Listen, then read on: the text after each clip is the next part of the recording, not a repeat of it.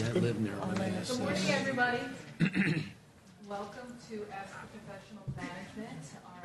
We have a wonderful panel for you, and we're very excited that you're here. My name is Carrie Willigan. I'm the Director of Career Services for the School of Business. Please do take advantage of the food. Eagle Bank sponsored the series this year, so we were able to offer really good food. I said to the panelists to get the chocolate-covered strawberries before you guys get to them. Chema from Accenture Federal is on her way. She just texted me and said there's an accident on Braddock Road, so she'll be slipping in a few minutes. So she'll be here shortly. But I wanted to introduce you to our Dean, Patrick Soleimani.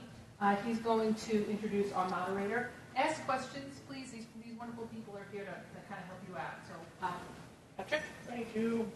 Hi, good morning, everybody. How are you? Good. Hanging in there. It's a beautiful day today. Thanks for joining us. As Carrie mentioned, my name is Patrick Soleimani. It's a special group for me of having you all here because I actually was a management major here at George Mason. I know some of you, many of you are probably management majors. We have an awesome panel here today. This is a very unique opportunity for you to be able to be out here and speak with people who are in the field, some who graduated from George Mason, and whose footsteps you'll be following. Take this opportunity to ask the questions that you really want to answer. Think hard about those. You may not get many of these opportunities to be able to interact with folks in the field, so it's going to be a great conversation for you to have. I'd like to also introduce the moderator for today, Dr. Han Lee. Dr. Lee is an associate professor of management, and he teaches primarily strategy courses for the management area. Very highly regarded researcher at the school as well. So with that said, have Dr. Lee will moderate the panel, and thank you all for joining us. Thank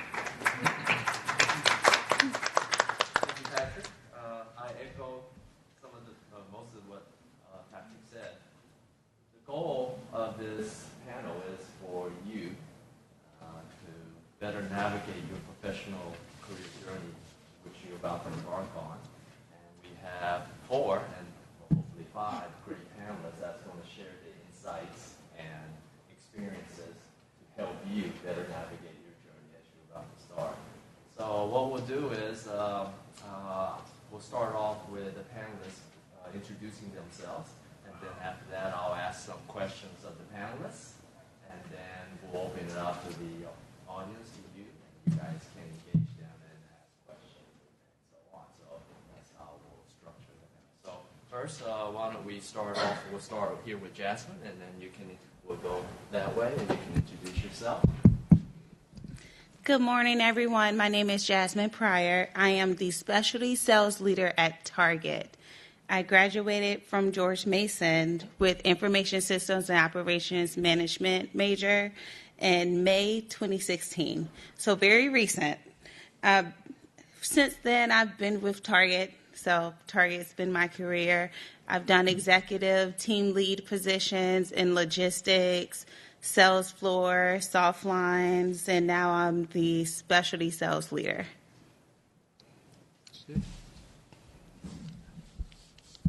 These are some heavy microphones.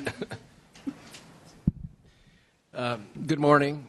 My name is Kurt White. I am an adjunct at George Mason University. I teach in the School of Business. I teach one of the foundational courses and have for a couple of semesters, and that's part of the way I found my way here this morning. My specialty, if you will, in the business world is human resource management. I've been managing firms' human capital or human resources going on almost 30 years. In the Washington area, I found my way through several defense contractors as employers, but I've also worked in the consulting and technology sectors as well. I have a master's degree, an MBA from George Mason's executive MBA program, which I think they're running in Arlington now. They used to run it out in Reston. And I've served on the School of Business alumni board for several years. I just finished a 3-year stint on the board last year. Chima took over my role, actually, when she came in. So I've been affiliated with the school for several years. I can tell you you're in great hands. I relish the opportunity to be here to have a dialogue with you. some years ago, I was on that side of the table, and I know you have lots of questions and you're curious about things, and part of our role here today is to try to answer some of those questions and help you see what a great future you have from being a business major and then attending such a reputable institution. So, thank you. Morning or afternoon. What time is it? It's morning still. All right. My name is Carly Tomlin. I graduated with a management degree from Mason in 2012. I currently am an assistant vice president for Main Street Bank, and my role is a product support specialist. What does that mean? Who knows? I don't even know some days. But it was my first job was in banking, and I worked my way up. I started out entry level as a teller. I really enjoyed the industry. I haven't always loved the position that I was in, but after graduating from Mason and working on some special projects within my institution, they were able to create this role for me. So what I basically do is I work with special projects and initiatives that we're introducing either to the bank or to our customers. And specifically, I work with products and services, kind of helping the people that I work with deliver those. So that's it. Good morning, I'm Kathleen. I graduated just a couple years ago in 2015 with my degree in marketing. And since then, I've been working for ROCKS, which is a local staffing firm over in Fernton, and we focus on just filling entry-level positions. So I work with recent college grads or current students even, and try to get their foot in the door with some really great companies in the area. And we have a lot of close ties to Mason. Our two co-founders actually started the business from their dorm room in President's Park. So, yeah, I'm happy to be here, and thank you for having me. Just in time. Shama just made it, so if you can introduce yourself as you get settled in. Hi, guys. Thank you. It's heavy. Thanks. So my name is Chima Fakak. I work for Accenture Federal Services. I actually am I work in finance. I do pricing for proposals. Although as an undergrad major, I did a double degree in finance and management here at George Mason, so I'm an alum. I currently actually sit on the School of Business Board of Directors, so I'm very involved with the School of Business. I'd like to come back. I'm actually filling in today for a colleague of mine, so excuse the rushness. Did I something else I'm supposed to mention? No? Okay. Great. All right. Thank you. So I'll start off with sort of a general, maybe softball question. I hope it is. So maybe each of you can share with us how your degree from Mason School of Business and your educational experience while you were here, how did it help you along your sort of professional career journey and so on? So maybe I'll start over there with Kathleen first. Yeah, so as I said, I studied marketing, and when I started at ROCKS, I actually started as a sales intern. So marketing kind of taught me a lot about how to create different customized solutions and really pitch our services to these companies to try to get our foot in the door and just hear us out and see what we can do. So then, moving into an account manager role now, it kind of, doesn't just take what I learned from marketing, but it takes what I learned from management, econ, and that capstone course that you're probably in now. So, yeah, I really gained a lot from my classes, and I think about it all the time. Right. Me next. So my degree's in management. I think that we all use management every day. I want to say that probably there's a misconception with management that you have to manage people, but it wasn't until I graduated that I stopped managing people. And I mean, I use it every day. Right now I manage projects and I manage processes, and it's about, using the tools that I got from here in the classes and trying to apply them in my everyday. But I mean, even at home, at work, in our personal lives, I think that you use management. So with that being the focus today, every company uses management. Whether you are self-employed, you have to manage yourself. You're a large company, there's managers everywhere. And so the tools that you gain from here, you can take them to any industry that you choose. You find something that you like and that you're interested in, and you're able to again, take the tools that you learn from here and apply them anywhere. So. Right. I'd have to echo the application of the tools that you'll be exposed to in the classroom as one of the primary benefits for me in coming out of the School of Business with George Mason. Keep in mind, I'm a human resource guy, and there's a separate academic path for human resource professionals. You can get an undergraduate and graduate degree in HR and certifications.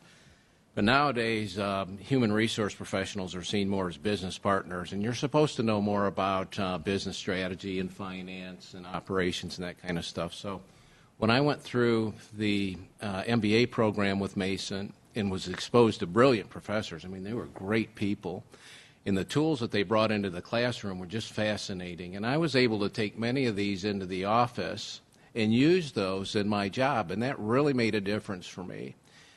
You know, I recall going into the office and utilizing a tool called At Risk. I don't even know if they use it in the business school anymore, but it's a simulation, modeling and simulation tool, and doing Monte Carlo simulation on sales incentive compensation packages. That blew a lot of people away, but it was the ability to port that knowledge out of the classroom and take it into the office that was a big differentiator for me in my career. And that's one of the things I've noticed at Mason is they'll bring the tools in. This is not just academic or theoretical kind of education you'll get here. You'll get hands-on. And porting what you take out of the classroom into an employer, whether it's today or post-graduation, will make all the difference for you in the world. And I think that's definitely an advantage that I personally was exposed to. And what I see in my association with other professors is the introduction of tools and methodologies that are actually portable and usable in today's work environment really made a difference. So I have two things. The first one is Microsoft Excel. So I know it sounds really odd for a management major, but no matter what your role is going to be, whether it's in HR or project management or whatever it is, you need to know how to read statistics and work with statistics. And 9 times out of 10, that's probably using Excel. So you need to get a little technical just to be a little ahead of the game. Know how to work spreadsheets, know how to put together data. And then the other thing that I really loved from being at Mason and that I use every day is, believe it or not, group work. As much as we hate group work in classrooms, when you work for large companies and any company really, you're forced to you're put into groups of people that you don't know, or like different teams that you get to work with, and so you have to learn how to work with each other. And it's actually really important. I know a lot of us hate it and did hate it, and you've team members that don't pull their slack, but it's a reality. You're gonna experience that in everyday work experiences. So make the best out of it and learn how to work in challenging groups, because it's almost always an interview question of how you handle yourself in that. So definitely, that's my last thing that I say. Make use of. For me, I just keep racking my brain over what did not help me in the role that I'm in right now. Although I was an ISOM major, ISOM, management, finance, accounting, every single class that I've been through at Mason literally plays a role in what I do every day at Target. From being the specialty sales leader or even just the executive team lead, I use, just like they pointed out, Excel, Microsoft Office, the entire office, literally. I also use teamwork, like it's not just me. I could be the logistics executive team lead, but then you also have my peers that would be HR or the sales floor or assets protection, and we all play a role in working together. And as she stated, you do struggle in school with having some of the weaker team members, but sometimes it doesn't change in the workforce. So you have to learn to hold your weight and also make sure you hold your peers accountable. So that's a big part of teamwork that I've had to learn while here at Mason that also played a role with where I'm at now. So it's kind of a little bit of what everyone talked about, but every single class that I've taken here literally plays a part in my role of what I do now. And it's been very helpful to have like the book sense behind it, but then after you do internships and get into the role, everything combines into it, and it makes life a little bit easier once you get into new roles because you don't have so much to learn because you've already learned it while you were in college. So I was just thinking as you guys were commenting, I'm sure one of the things they're wondering about is when they go through the interview process. So I'm sure you guys have been through it, and maybe you've also interviewed candidates. Can you give some insights on, as they prepare for their interviews, on what they should do, or what should they think about, how they should prepare, and so on? So maybe start with you. Yes. So the first thing I say is do your research. Know your company, know what you like and don't like about the company, and be able to speak to it. Also know your strengths and weaknesses. And one of the biggest things that I see is we'll ask you, what are your weaknesses? You tell us your weaknesses, but not tell us how you're working on it. So if I give any advice, is tell us what your weakness is and how you're working on it. Don't just say my weakness is I talk too much and leave it there. So definitely, that would be my biggest advice that I see the most as a mistake when I'm doing interviews. Also, think outside the box. We, as leaders, we want to hear more than just the everyday typical answer. We want to know leadership aspects of it. So if I ask you, again, what is your biggest weakness? I want to know from a leadership standpoint, what is your biggest weakness, especially if you're going for a management job. My biggest thing is be yourself. Don't come into an interview trying to be someone that you're really not, or trying to sound like you know everything about this position when you really don't. Over at Accenture, we actually hire like history majors for finance positions. It's not about what you studied; it's about what you know and what you're willing to learn, and like the amount of effort that you're willing to put into it. Cody's here; he's the recruiter for Accenture Federal, so he's here with me today to answer any recruiting questions as well afterwards, as we're also, I know I'm going to throw this in there, but we're also hiring for a couple of finance positions if anyone's interested. But again, you don't have to be a finance major if you are interested in them. But aside from that, for typical interview, and I know Cody and I have seen this before at typical recruiting events, is don't come in there demanding to basically, have a position in your company, or feel like you're somewhat entitled to have a position in the company. Like, we've seen this a lot, where it's okay to ask questions. It's okay to come up to these, job fairs and job quests and stuff like that. And we try to come as much as we can to answer students' questions. But if we're not there, like Jasmine said, do your research, know what the company is that you're going after, and don't try to make things up, as you're going along. And be yourself. Just at the end of the day, that's what it's all about. I am so thrilled to see students from my class still coming in here. Extra points. I didn't say that. All right, so Jasmine and Chima basically gave a couple of things that I would have said, the research, the preparation, knowing yourself, don't try to be somebody else. All those are good points. Without boasting, I'm really tipping my hand on my age, but I've probably interviewed tens of thousands of people over the course of 30 years in all kinds of positions, literally, in all locations around the globe, basically. And for me personally, I hire for potential more than current experience. That's my style. I would rather take somebody that I think can ascend the learning curve and bring the energy and team orientation and out-of-the-box thinking, and train them on the technical skills. Because I can train you on the technical stuff. I can train you on how to use Excel. I can train you on how to do inventory and stuff, but I can't give you those personal attributes that make you show up every day ready to go to work and being a positive influence on others and wanting to make a difference for the customer and all those things that really translate into tremendous value and money for a company. So my advice to you is when you go into an interview, especially at this point in your life and in your career, don't worry about being the person with all the experience.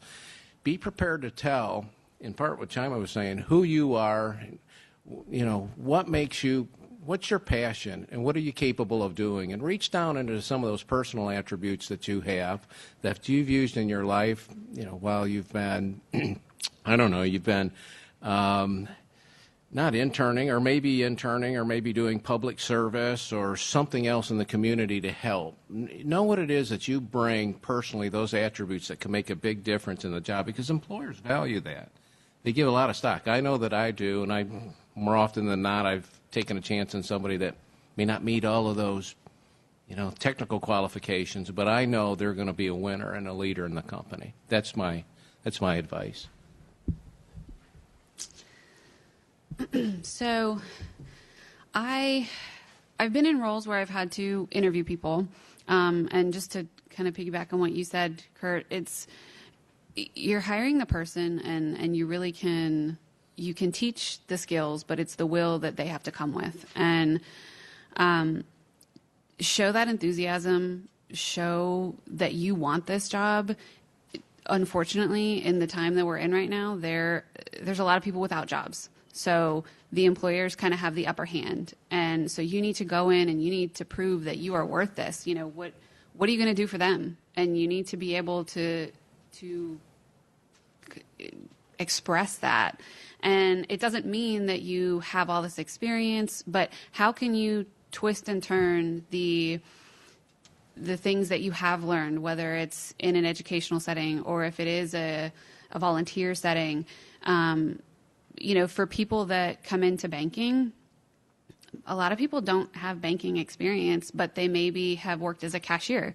That's something that can translate over because you have cash handling skills. So what have you done in your life that is going to answer the questions or the needs of the job that you're trying to get? What are they looking for, and how can I sell myself to be that person? And it's not about changing who you are, but it's about highlighting those things and realizing, okay, I might not have the exact, experience that they're looking for, but I know that I can do what they're asking me to do, and this is how I can prove that I can do it. So that's it. Well, I feel like I could talk about this all day, so don't stop me if I'm rambling on. But at Rocks, we're doing about 75 to 80 interviews every week at our office, and I just have to say that the littlest things can go the longest way. From all those interviews, we probably get 10, maybe like 5 thank yous after the interview. And little things, so when someone enters the room, make sure you stand up, dress professionally, bring a couple copies of your resume, bring a pen. It sounds obvious, and I wish I didn't have to say that, but it's just little tiny things that can really, kind of dock your points or make you not stand out as much as the next guy. And then just, be confident. As Chima said, be yourself. We want to hire you. We want to see that potential. We're not looking for reasons not to hire you. That's why we invited you into our office. So just have fun, be yourself, and just be confident. So I have a lot more questions, but I'm going to open it up to you guys now so you can ask questions. So, any questions from the audience? Don't be shy. We love questions. I'll give you participation points. I was just wondering what kind of inspired you to get into Well, first, tell us your name. Oh, hi, I'm Ryan. I'm a finance Finance. major. I was wondering what kind of made you want to go into the management field. Anyone can tackle it? I'd like to answer that, although in a slightly different way, because I thought about this on the way over here this morning. It's almost like I sent you that question and we kind of conspired here. I got into human resource management, which was personnel management, when I went through undergraduate school because of a professor. I knew nothing about the field. Like some of you in here, you're starting to feel your way through the business school, and well, what are the different disciplines in business? What is finance? What is management? What is marketing? You're just now trying to sort that out, which is not uncommon when you come into undergraduate school and I haven't had the exposure. But for me, it was a professor that just made the coursework interesting. He was a very good instructor, and he seemed to take a personal interest in me, and I mean in a way that he was kind of encouraging, and the work seemed, he gave good feedback, and just all the things that made you feel good about the course itself. And I hear these stories a lot that people go, they're channeled into a certain direction because of maybe a professor, right? So that happens sometimes. You know, people just have this impact on you and influence, and you go a certain direction. And I have to say I'm glad I did, because the field I'm in Washington over the last 3 decades, it's just exploded with opportunities. And it's been so dynamic and changing that it was a great career choice for me. And I knew nothing about personnel management when I started school. I didn't even know there was such a thing. So, Anyone else want to add to that? I'll say something. So I didn't start out with management. I took kind of a different path that probably a lot of you are not on, but I worked my way through college, and I started out with a fine art degree, and I got an associate's in fine art, and then I came over to Mason, and it was at that time School of Management, and I originally, I think, decided on accounting, and then I changed my mind. I decided I was going to go to finance, and then finally ended up in management. And the way that the classes had worked out, it didn't really set me back, because it wasn't until my last year or 2 years that I worked on my concentration. But I kept changing, because throughout my career, I was trying to take note of the things that I liked and that I didn't like. And one thing that just kept coming back is that I really liked working with people. And so at the time, I was a bank manager, and so I was managing people. And I also liked managing the process. And it just seemed like that was going to be the most universal degree that I could take with me wherever I wanted to go. At that time, when I was still at Mason, I was working for a large financial institution, and to be honest, I didn't like it. I did not like the company. I did not like what they stood for, but I did like the stuff that I was doing every day and working with people. So I wanted something that was going to be able to, I was going to be able to do, you know, the things that I enjoyed, but I could take it wherever I wanted to go. So that's why I chose management. Anyone else want to add anything? I can add to it. I would kind of like to say is me as a person and the things that I bring, like my organization skills, my people skills, that kind of led me to management. My first job when I was 16 working at Busch Gardens, 3 months later, I was a supervisor. And it just seemed like every single job that I stepped into led me in some type of leadership role. And I felt like coming to college, I was like, no, I'm not going to do management. I want to do engineering or ISOM, something that's going to be a little bit more technical. But it seemed like even while I was taking classes but still working other jobs, I kept getting placed in more leadership roles. And at some point, you just wake up and go, okay, maybe it's meant for leadership, because if I do anything else, like if I'm a cashier, I feel like I can do more. If I'm at Busch Gardens just being like a ride operator, I feel like I can do more. And it wasn't until I started taking leadership positions in every job that I've had that I felt like I can do more. And the skills that I bring just kind of placed me right there in leadership line. A lot of my peers and or my bosses doing the different jobs, they also helped guide me. They're always like, hey, Jasmine, you can do this. How about you apply for this leadership role and let's move on. So at the same time that I like to think that management chose me, I know it's more so who I am as a person, how I interact with guests and other people, and the skills that I bring that kind of led me into management. Anyone else? I'll briefly add to something what John said. In fact, my first job was also due to the counsel of one of my professors. So as a faculty member, I mean, we may not be directly be able to help you get a job, but reach out to us, and we're more than happy to help you provide some guidance on what type of jobs are available and so on. So go out and ask your professors and ask for some help or information about what you're interested in and so on. Most of us are very happy to help you and help you. So do that. Yes? Yeah, I'm Kevin. I'm a finance major here. And I'm wondering for Ms. Prater, but Ms. Benny, you can answer this. Just on what you just said, as far as like being a supervisor. How is it, like, if you're doing full-time college and you're how can you get a supervisor position if they usually only want full-time? Like, how do you work that with any company? So it kind of depends on what the company is looking for and what aspects they bring. For example, I know a lot of on-campus jobs that I've worked in, I was still able to have a part-time job as well as having leadership roles.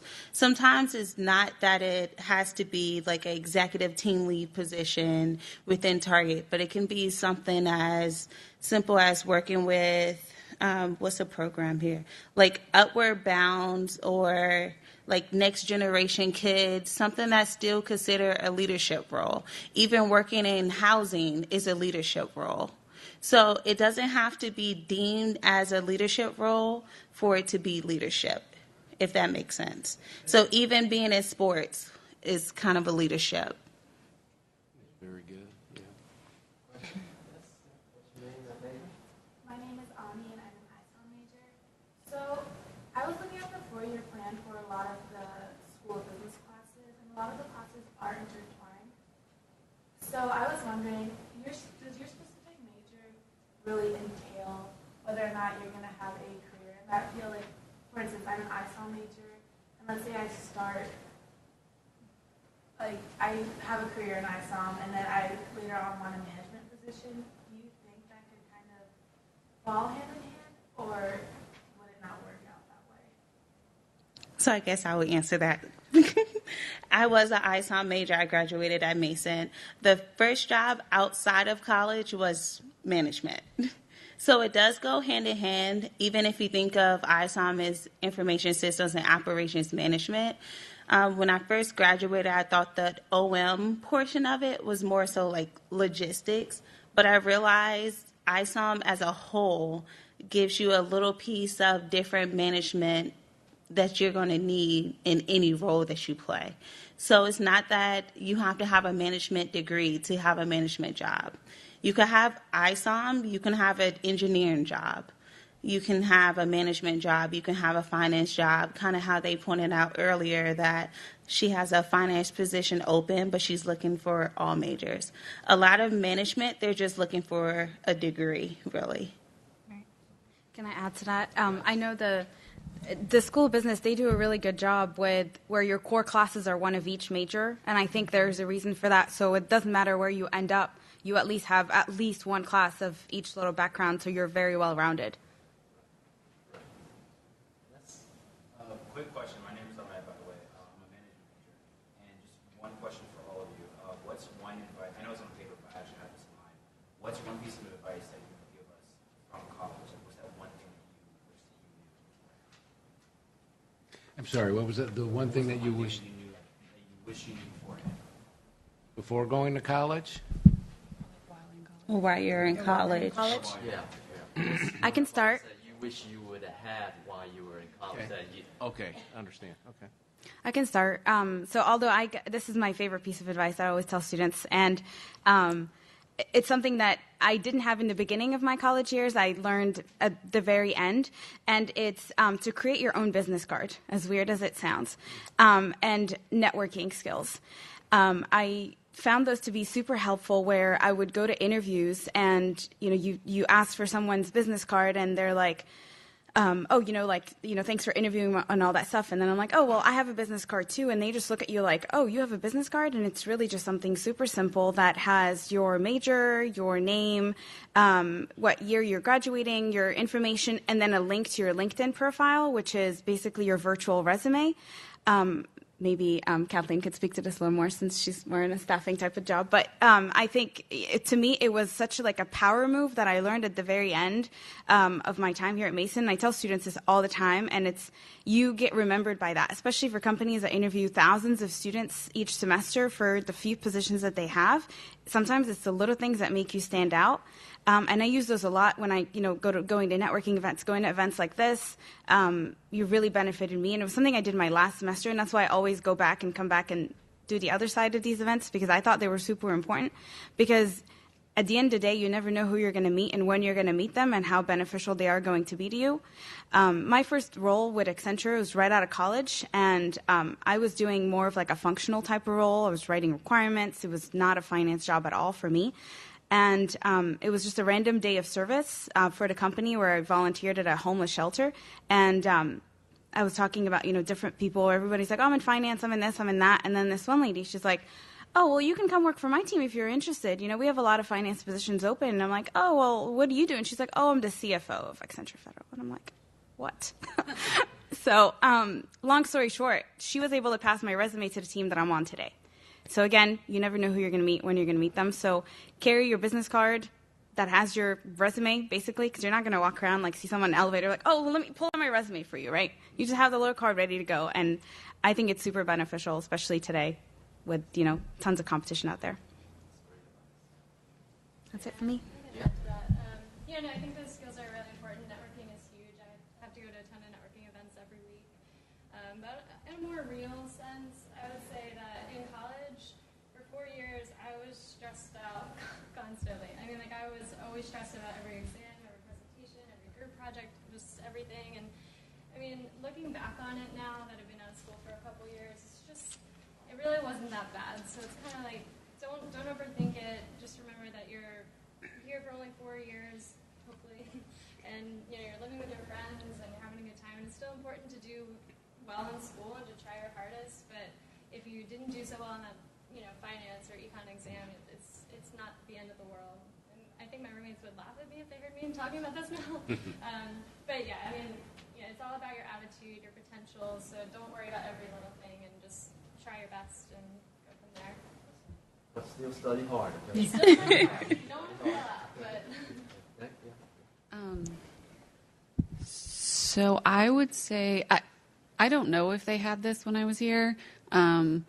I did not take advantage nearly enough of all of the resources and people and talking to professors. If you have an opportunity to talk to someone, get their advice. One of my uncles always says, I've made all the mistakes, so you don't have to. It's kind of like that. Not necessarily that you need to make mistakes or that someone else has made mistakes, but use the people, use the resources that are available to you, because you'll find going, when you start interviewing, a lot of times it's not about what you know, it's about who you know. It goes back to the networking. But if you have relationships that you can build here, they will help you in the long run. So use the resources, go to career services or, continue to come to these events because like Chima said, you never know who you're going to meet, when you're going to meet them and when they're going to be able to help you or you're going to be able to help them. I don't have any regrets from undergraduate school. I will tell you very quickly, I was not college material when I graduated from high school, literally, but after a year kind of trying to find myself, it was the least of all commitments I could make trying to go forward in life. And I graduated with a 2.8 grade point average and was kind of average on the academic front, but I've done okay in my career. And so a couple pieces of advice. While I say I don't have any regrets, if I could turn the clock back, I would have gotten more involved in things like this, finding clubs, Greek life, what have you. That wasn't me. I was a guy that was in the back of the room. My students have all heard this. I was a guy in the back of the room in my classes, and I like to have fun. And I tried to do well on exams, but I did what was minimally necessary to get through school. It didn't hurt me, but I'm looking back and I'm thinking, would it have made a difference somehow had I been a little bit more connected and involved. So that's the one thing I would do differently. The other is I would tell you to, try to do your best, but, like Kathleen said, it's not the end of the world. At the end of the day, this is a character-building journey you're on as well. So you're supposed to build the intellectual side of your life and body, but there's also some other things that you should do to give back to the community and help others and, kind of find yourself and what your strengths are. And don't forget that side of it when you're in school. Take some time for yourself and do those reflection things because that's really important to you when you get out and you face the real world. You have to have that piece of the equation. So I don't know if that was helpful, but that's the only thing I can think I would do differently. My one piece of advice would be take advantage of your resources.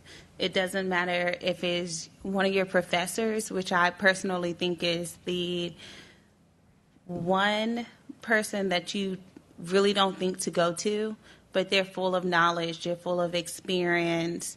Probably your dream job, one of your professors probably had at some point in their career. So definitely use your resources. Along with your resources, one being a professor, career fair. My job, I actually got my job from the career fair. It started as an internship and went into the full-time position. The reason I went to the career fair is because my teacher offered extra credit. So don't let that be the reason that you go to a career fair, because I used everything. And I think it was like Business 301 maybe. I learned, just got done doing an elevator pitch. We went through resumes. Like, we went through everything needed for a career fair, and then she gave us extra credit for going to a career fair. That career fair blew my mind. I got 14 internship offers from that one career fair. It ranged from banks to, I didn't even go in for Target, but I came out with Target. I did everything they taught me to do in that one class, and it really made a difference. Something that stood out for me, which made other tables actually come to me instead of me going to their tables, was the elevator pitch, which is a resource you learn in one of your classes. My elevator pitch, I kind of cheated a little bit. I had it written down because it was just due like the day before the career fair, but I had it written down. But I kind of made it work. I was like, hey, here's my elevator pitch and my resume. I just wrote it down because it's noisy. Everyone's talking in a career fair. And then, like she said, like Chima said, have a business card. The whole packet will make you look a lot more valuable than the next person. So knowing your resources and using your resources and not waiting into like the last career fair like I did, even though it worked out for me, like just don't wait, because who knows what else I could have been into if I would have been going to career fairs ahead of time, making those connections. So that's my biggest advice. Use your resources.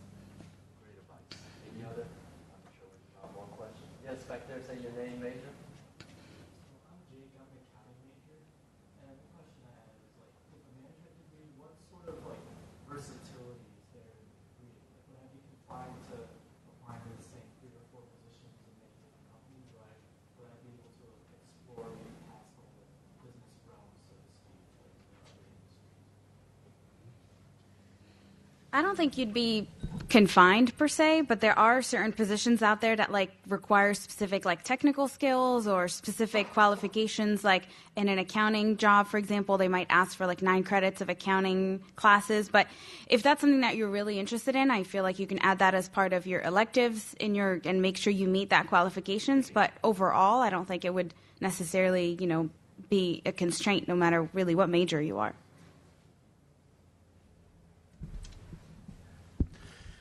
Well, I feel I have to answer this since I boasted about how many people I've hired over the course of my career. And I would tell you that I think management is probably the most versatile of the different degrees that you can get within the School of Business. It'll cross a lot of borders. It can cross into accounting, operations, IT, human resources, marketing. It can cross, but in each of those fields, there are going to be triggers that employers look for that are going to give you a little bit more cachet than other candidates. And it might be you have to get a certification. So if you're interested in IT, there are all kinds of certifications that you can take to supplement your academic pursuits here at Mason that will give you some branding and an advantage. The same thing in human resources. You could take 1 or 2 courses. You could take some certifications. But it will illuminate certain experiences that you've had that will connect you to the field. When you're first starting out, you don't have to be an expert, subject matter expert in whatever discipline that you go into. But you do have to demonstrate some foundational knowledge of the field. And if you're not getting that in your management coursework here at Mason, then that might be the kind of thing that you need to supplement your education with. I can tell you over a long course in human resources, we've had people come into the field who don't have degrees, who have degrees in music, mathematics, education. I mean, I've seen them all, and some of that has to do with fluctuations in the labor market. When the labor market's strong, employers are more willing to be a little bit more flexible on the requirements. And I think we're in kind of a strong labor market now. At least that's the reports we're getting and from what I'm experiencing. So it might actually work out to your advantage. I certainly hope so. So I don't know if that answered your question, but I hope it helps a little bit. Okay. Want to add anything, or? Yeah, sure.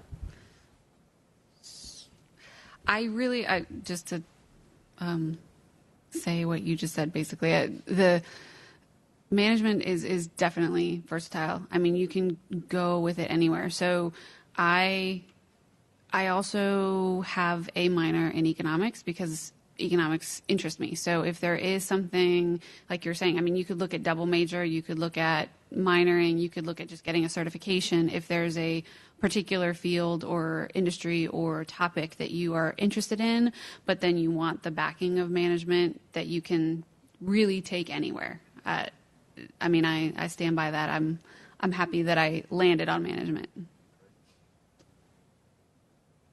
Other questions? Yes, say your name, please. My name is Samuel. I'm interested in management major. So I have a question. So would you recommend a student to go for their MBA as soon as they finish a 4-year degree? Or how else can a student further advance to get into a management position themselves? I can. Yeah, go ahead. So I have an MBA from Virginia Tech. Don't tell Mason, but but I actually graduated from Mason and just went into the workforce right away.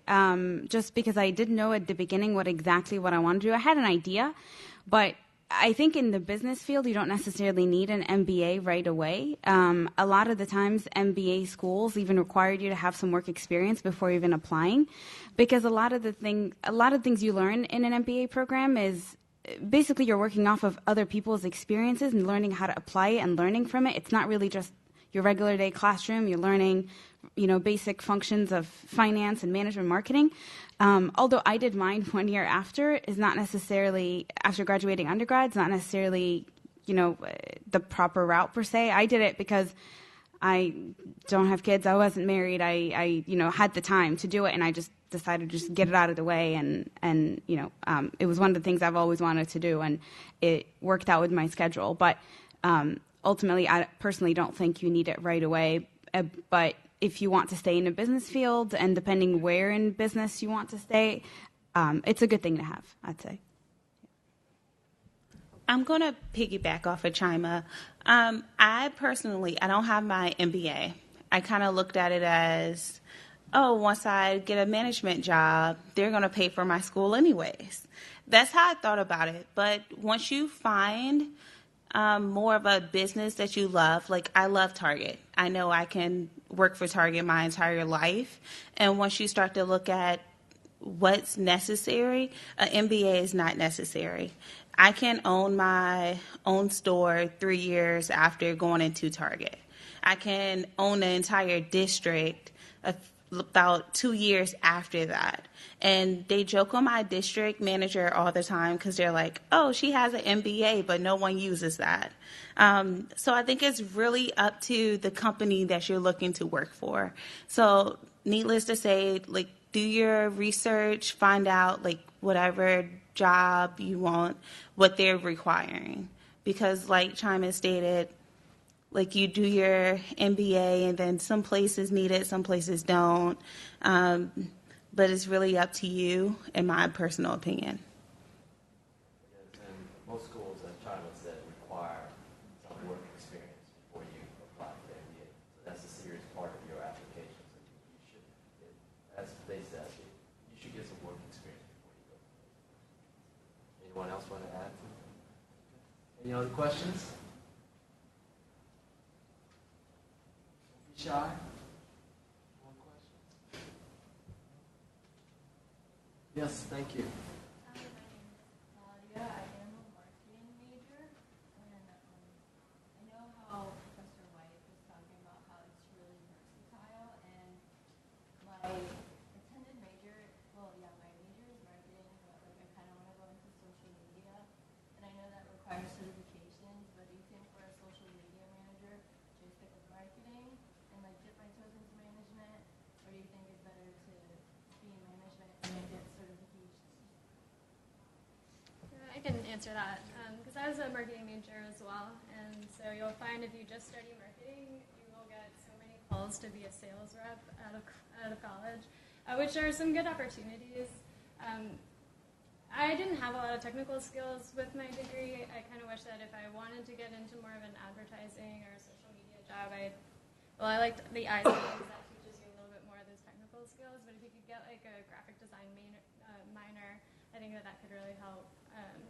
And so, I mean, management, it's all going to be versatile. It's going to be based on your experience. But if you do want to get into, I feel a lot of these entry-level marketing roles, and they're looking for, the Hootsuite, all the social media platforms, all of those. So if you can have more of those technical skills for that, I think that would really go a long way. Questions? Any other questions? I'd like to follow up on Claudia's question because I also want to encourage you to look for internships that might give you exposure to the type of work that you want to do. Sometimes internships are paid, sometimes they're not, but you're looking at a niche and very competitive, occupation at this particular point in time. And I think the certifications would be helpful, but there's no substitute for experience.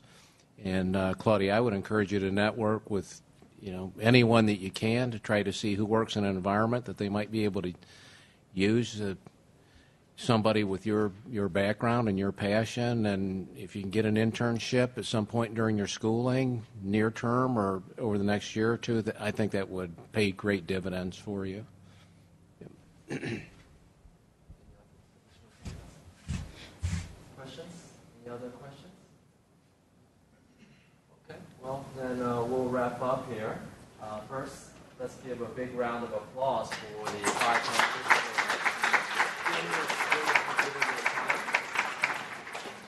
And also, I want to encourage you, as after you graduate, please stay engaged with the School of Business and return the favor like these panelists have. Hopefully, you'll be able to be here in a few years and so on, so please be engaged. And I think you can network and meet with, and there's some additional food, so please mingle and come and meet the panelists and introduce yourself and so on. So thanks for coming. 11:30. Not bad. It usually takes the first hour. Thank you. Thank you. It's great to finally meet you face to face. How's it going for you? Good. Good. It's not bad. It's not too bad. It's a lot able to of keep writing. up with it. Yeah, I know. I know. Hi. Hello. What? Wait a minute. Sit down. She's got a question. My name is Jordan. I'm a business management major. Second time they're offering me a paraprofessional, and I don't have special papers, so I've already been When are you Okay. graduating? Oh, okay. So you still have a lot of time. Yeah. So, yeah, I mean, I wouldn't be worried that you'll just be, put in that direction. I think that particular firm could get you some really good experience in the office, working with executives, all that documentation that you learn. And so I wouldn't be opposed to you taking it this summer, and then maybe just they can write a reference. You can be honest with them. I'm not sure that this is me. I really appreciate everything I've learned, and then you can take that into another this summer next year. So I think it's awesome that for only sophomore you have some good experience already. Oh, I do too. And it's pretty impressive. Oh, I yeah. was kind of like Jasmine. I didn't get a job until junior year, and I lived with a different person. So, I mean, that's awesome already, so I wouldn't worry about it too much. It's good that you already know. That's kind of the nicest part about internships. You can experience so many different things, and that can help you when you do graduate because you know. You don't have to worry. You don't have to worry about being stuck. Right. This is what I think about when I hear paralegal, multitasking. pressure deadlines, requires high-quality products, things that accuracy. That's what I think about. If you were to come to me for a job and I saw that you were a paralegal for an internship or something, this is what I was talking about earlier. You've got all of these other skills and attributes that you could bring to whatever job you're looking for. And those things are valuable. Looking for people that are dependable and can deliver on time and can handle multiple assignments and work with lawyers and all that stuff. That says a lot about you. So, but I wouldn't worry about getting pigeonholed. At your age, no. And you know what? You may find that you really like it. It may be a life-altering experience. Yeah, you might want to go to law school after. Exactly. You never know. I'm a huge believer in when opportunity knocks, you open a door. You never know what's going to come out of it. That's absolutely right. When those doors open, or whatever the metaphor is, I'm exactly the same way. You just got to go through them. Sorry, I didn't mean I capitalized on that. So technically, I'll be looking at secretary because I did that with the certificate when it comes to school. So then I look for if I take an extra class that she's been in. Like if you play sport, because like I said before, all of that has leadership. That's a personal. That's a personal choice. Don't lose that if you get in there. As well as what you're going to tell me. Exactly. Don't lose sight of what your goals are, but also don't shy away from an opportunity that is coming at you. If they're offering you something, you're not going to be any worse off unless it starts to consume your time and it's taking away from the focus that you were really interested in. You're not going to be any worse off by going after it. Accept it. If they want to give it to you, take it. And then see where it goes. Try it out for a little bit, and if technically that's what you have to put on your resume, that's also something that can be explained when you're in an interview. You can kind of play it up a little bit and say, well, this is really, this is what it says, and this is, this was my title, but these are the things that I did. And it doesn't change what you're doing. Legal secretary, legal assistant, that's still a really good title, especially. Yeah, I think you're right. So, yeah, I wouldn't worry about it too much. So definitely give it some thought before you pursue it. I don't have a business card. I don't have one. I used to have one when I was a manager, when I was out networking, but now I technically work in operations, and I sit at my cube and do stuff. Work internally. I kind of ever go out.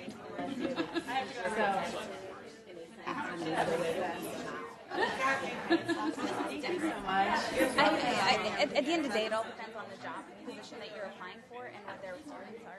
It's not necessarily if you're interested in more like a training type of job and HR and all that stuff, I don't think it would be looked down upon. But if anything more to add to your resume, it's always plus. Always gives you a heads up. So if you have the opportunity to do it. Why not?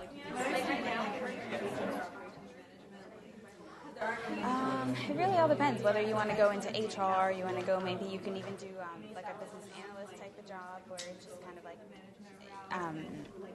like in general, if you don't want have a little bit of ISOM background. If it's gonna change maybe operations management, life and your studies, it really, in my opinion, I think you just need to you could also try it out web for the different roles because management falls everywhere, everywhere, whether it's in the banking industry. Maybe have that conversation up front and say, whatever you want. I'm still in school. So it's whatever interests you. I'm quite sure if this is the path that I want to take. You don't have to flat out tell them I don't want this. Hi, how are you?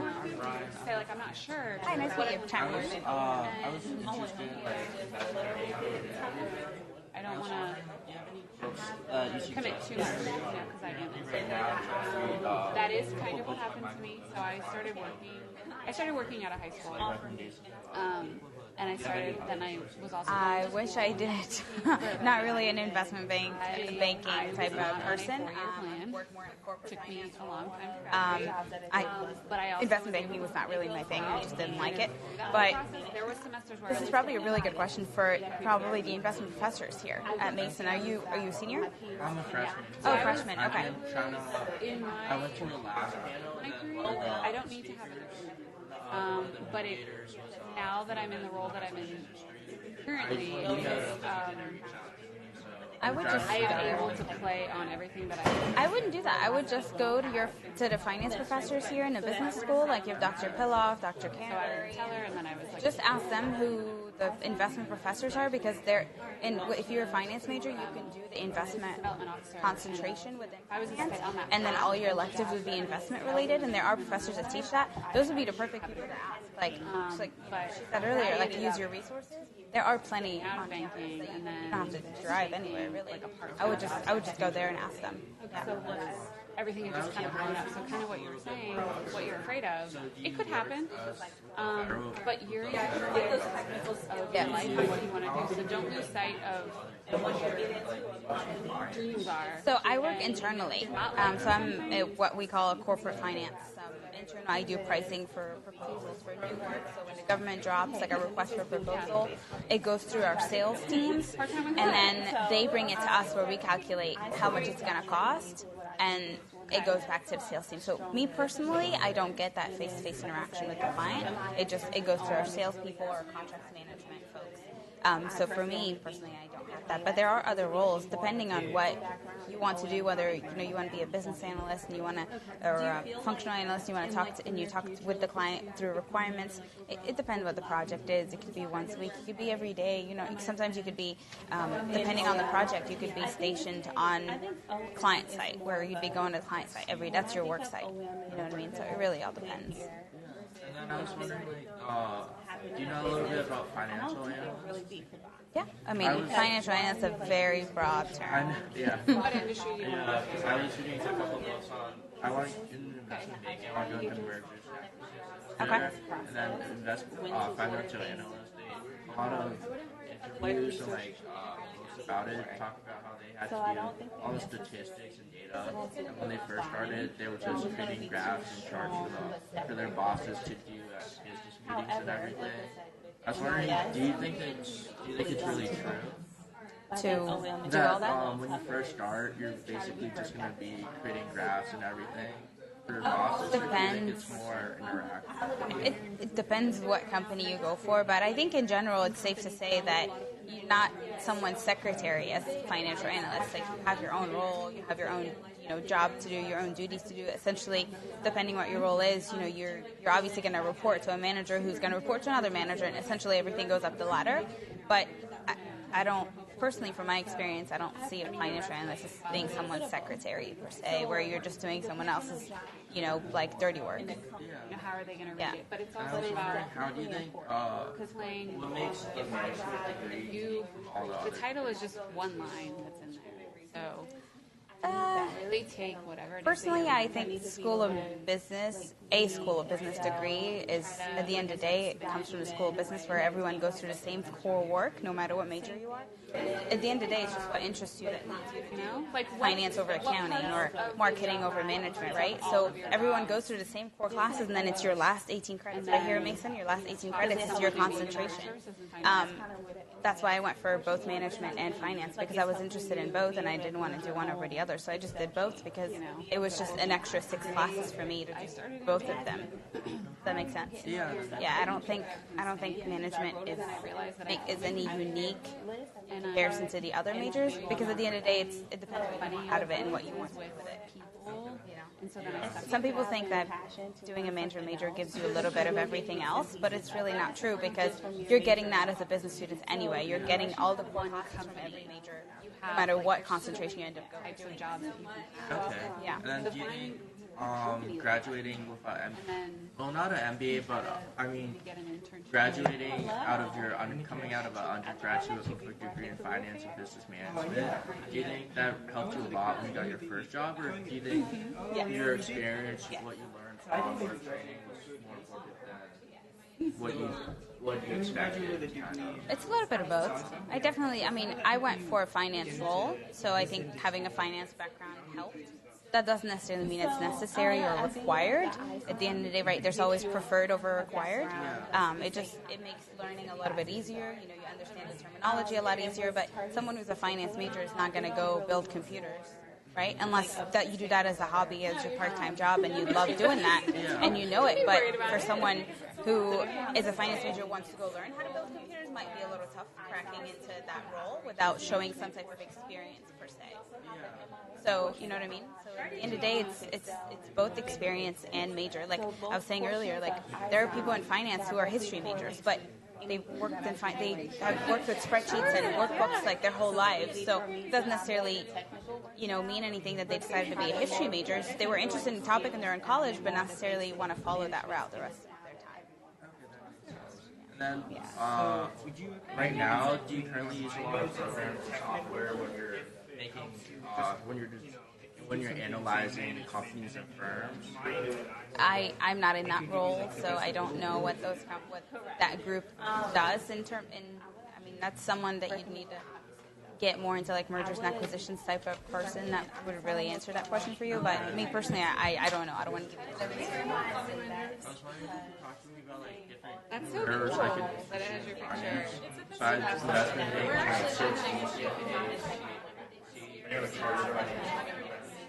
There's so many. So what helped me is doing different internships in different positions. Like I did an internship as an investment portfolio manager. I did an internship in corporate finance, and that's what helped me realize I like corporate finance a lot more, working with spreadsheets and analyzing forecasting numbers and so on. And thank God I did an internship. It helped me realize I was not the investment person. I hated it. I didn't like it, even though I took the classes here. It was cool, but doing it as a job, I didn't like it. And so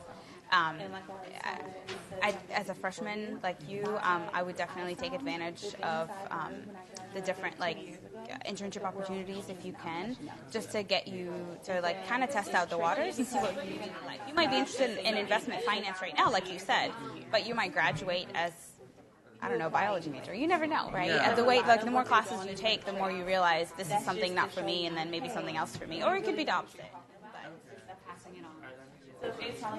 I was wondering if you could talk a little bit more about your internship program. Internship program at Accenture? Yeah. Sure. So typically, I think that's probably a good question for Cody. He's our recruiter. I know right now we're not hiring for internship positions, but he could speak more to it. Actually, if you want to, he's free. If you want to head over and ask him, yeah, sure. Yeah, likewise. Good luck. Hi, how are you? Nice to meet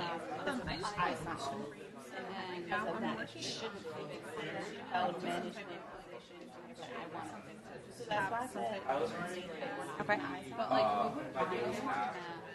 What major are you? Right now, I'm in finance. Oh, okay. Have you tried applying the different internships? I have, but the problem is I start off my schedule. School schedule? Yeah, with my Okay. school and work because I work. I do a lot of I got the idea that you guys departments and people every day, so that makes it class or something. Yeah, but sometimes, getting that experience helps. The certificate is more sometimes it's needed for you to perform your role, specific to the job that you apply for. But as your full-time job, maybe you can try to ask your manager for different roles where you could try out a different position within your company, not necessarily bound to what you currently do full-time. So, I don't know what you do.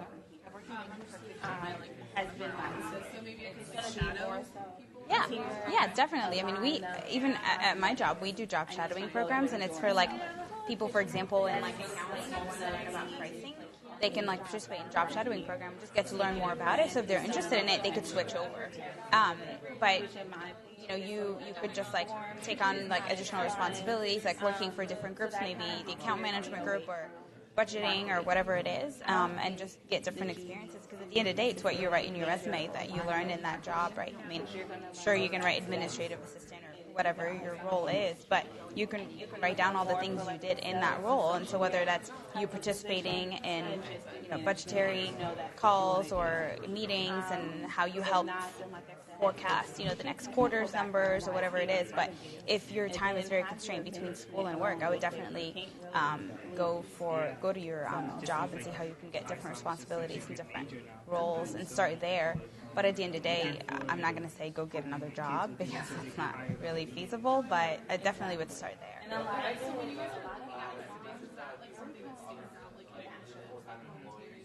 As much as you can, yes, for sure. Because it always helps when someone has had different experiences because they've had different learning experiences.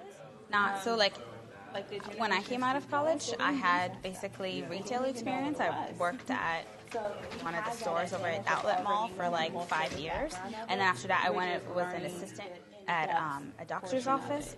But I was a finance major. But then, as like my last year, I did a couple of internships to kind of help me figure out what I really wanted to do.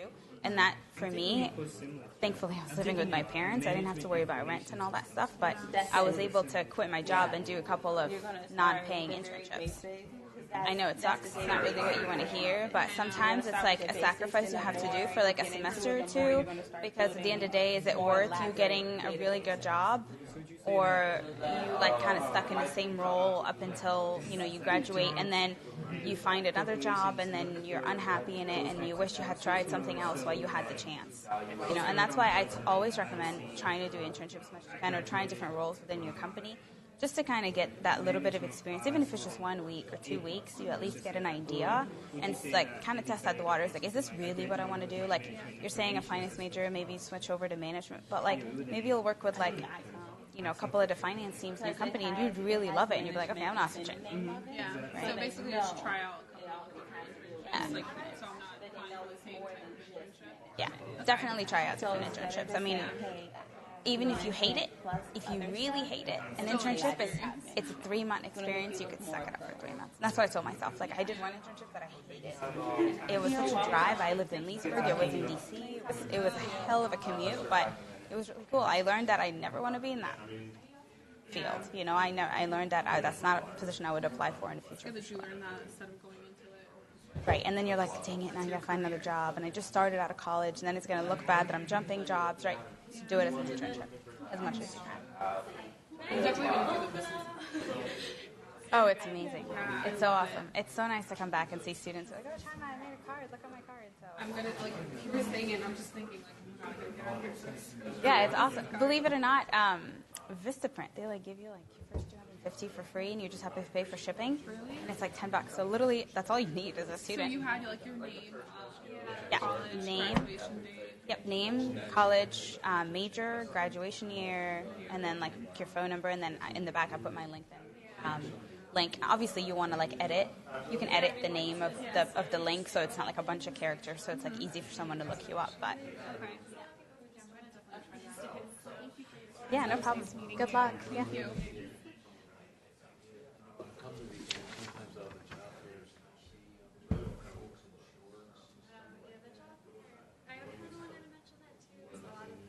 A lot of kids, and it's not just like this, even packages, not so many other schools. I think it's like just a fun place to start. And then Chandler told me that you don't have any positions open right now. Yeah, you gotta like, and that's your question. I know. I usually come to the finance one, so it's like more like my. And it's there's people standing in the back, and people ask a lot of questions. Although I'm glad like people showed up at the end. When I first got here, I was like, really? That's it? They'll continue that when they're less likely to change their career. Yeah, I can see that. It's great. Yeah, no, the job market's really good right now, so good year to Yeah, I can see graduate. that. But I thought that was a pretty good turnout. Yeah, it hasn't been that way. It was terrible for Accounting about- finance are both the same one. Oh, okay, yeah. That's why they've kind of merged Living in the together. basement of the That's probably why they have. It's better now, it looks like. Yeah, no, it's been really good. Everyone wants to stop right now. Yeah, this was. No, I got that a lot. I know one of my colleagues. I know him from the board, and so Does, he Rock he's stand also for an anything? adjunct Yeah, professor responsible here. outgoing college students. But he's going through he's finishing out his PhD this semester, Interesting. and so he's like going through. So he's like, I can't do it. And I'm like, all right, I'm not a person, but all right. I know. But, And it looks like you enjoy what you're doing. and there were other majors other than finance, other than management. Well, I hope to see you at another one. Oh, I'm Yeah, sure they right. will. And I'll shoot you an email so we have each other's contact. It's like you always somehow mesh with someone. Hard to go outside and then go back into the office. Yeah, I know, we were talking about that. We should just stick a phone to the Who? Oh, I do. I'm very jealous. I think he's giving me the pregnant pity party. That's what he's doing. He's like, you should just take half a day. No whole afterwards. Yeah? You're pregnant? Nice. You're pregnant? Either that or they're giving you a pity party for the wrong reason, right? Well, congratulations. Thank you. Good deal. Yeah, I'm due July 8th. That's so good. Okay, all right, thank you. Don't remind me. Sorry. Sorry. It's like when you think about it, it's so far away. And then I just like oh my God, it's thank you. When you said that you got motivated by you got inspired by your teacher to go like that, I was just like you too. 11th grade, I had a teacher named Mr. B. I actually signed up for his econ class thinking it was another teacher. I didn't expect anything out of it. And then he told me in the first day of class that anything you can think of involves economics. Then to prove his statement, he issued a challenge. He said, if you could think of one thing that doesn't involve economics, you get 100% for the rest of the year. And then me being a little lazy back then, I kept Get ready. 11 weeks. This is what you're talking about. how does imaginary numbers Better get ready. Then I talked about like how does something I dream about involve economics. And then you pull up a PPC curve and say you're thinking about this and you could be doing So when I That's right. hold on, please. Not yet. But my son He's so strong. I'm like, he hasn't. I'm a finance and economics major, so it kind of inspired me that too. And when he gave a lecture on how money is the medium of exchange, I realized that my dream job is to be an my dream job is to be an investment banker because there I'll be dealing with billions of dollars. And I think that for me, the place where I'll have the most amount, where I can make the most amount of change. I got to that point and I'm like, So that's why just a nice like one lecture, the first lecture, just meeting someone, they could definitely impact your life. I'm glad you shared that with me. I feel firmly about that. It happened with me, and that's part of the reason I teach. You know, and especially for young people, I think it's just important to connect with them and help them understand that people do care, and there is a future, there is hope, and you don't have to graduate top of your class to do that. It doesn't make you just us kind of have to have a driving on top vision and, you know, I think, stay focused on your journey and develop the character and all those other skills that are necessary to be a good person. But then can you reach your pedal? I would have that problem because I'm 4. I have to sit up front. Slow up in high school. So the fact that I'm even here teaching would have never even thought possible 35 years ago. So. for instance. Oh man. So it was funny because one day I was like driving and like my knee hit. I think it was like the emergency park because my emergency park is just a button. So my knee hit it, and I always call myself the. Oh yeah. And he realized he could do it better than anybody else. But Okay, so he didn't know where to go. He didn't have any money. said if I get But and at that time, Milan, which is the fastest capital of the world now, it was a rural town where no one wanted to go there. It was so rural that they were willing to pay people to come there and their business and charge business tax or everything. Or get one of those like newer cars now where like the pedals. And out of that, pedals out so you can he was scoot able to make far one of the back, fastest yeah. capital of the world. And Yeah, I should think about that. steering wheel can go up all and down. of But you the know guys what? The did steering wheel is right here. You see, it's possible. It's I'm due possible. for a new car. What's your so name? Maybe I should think about these things before I Ryan? get pregnant. So you're like, I need this because I'm short. If I get Where'd you go to pregnant, high I'm school? gonna have a big problem. Okay. Yeah, I know I'm Robinson. gonna have a real big My problem. kids went to Chantilly. So it's some very I mean, I make competitive lacrosse but, like, games and my car stuff. doesn't use pedals, so for me, I can't All right. scoot my chair far back. Well, some years. All right, Ryan. Nice meeting. You too. Good luck. You'll do good things. Really? I know. I was wondering if the contact information. For Cody? Oh, I'm sorry. For That's Cody. okay. I don't actually. Might want to ask him. He told me to ask you. His contact information? Yeah. Oh, I mean, I can give you my card. I don't know. Okay. Do you have? Oh, okay. I can. If you send me an email, I can email it to you. Okay. Okay. All right. Thank you so much. Nice to meet you guys. You too, Ryan. But no, I think boys carry lower. Like everyone that I've seen that's having a boy, which is like half my store right now. Nice. We're carrying the boy, and the one that's carrying the girl is also up here. That's cool. Stay in contact with China too, because Just annoy the crap out of me. She comes back year after year, and she's an alumni, so she'll keep coming back. Whereas I may get placed somewhere else as much as I. I was going to say, we're looking for a recruiter where I work. Wait, no, can't have that. I wouldn't do that to you. Well, I was at, Accenture's a great company. I was at, It has to be a super opportunity to leave I there, was at right? the career fair this year, and we always bring technical people to talk to the computer scientists. Yeah. It goes over my head. I can give them the keywords, and someone from the FBI or one of those groups at the other table, he came by and tried getting the resumes of my people helping me. And I was like, whoa. I can't go to a career fair and lose. Yeah. Well, it was nice to meet you guys. Likewise. Thanks for coming. Hope it was helpful. I didn't realize we could see ourselves over there. I'm glad I didn't know that during the event. Exactly. They even put them behind us. Look at this. Look at that. Creepy, right? Just a little bit. Very. Oh, no.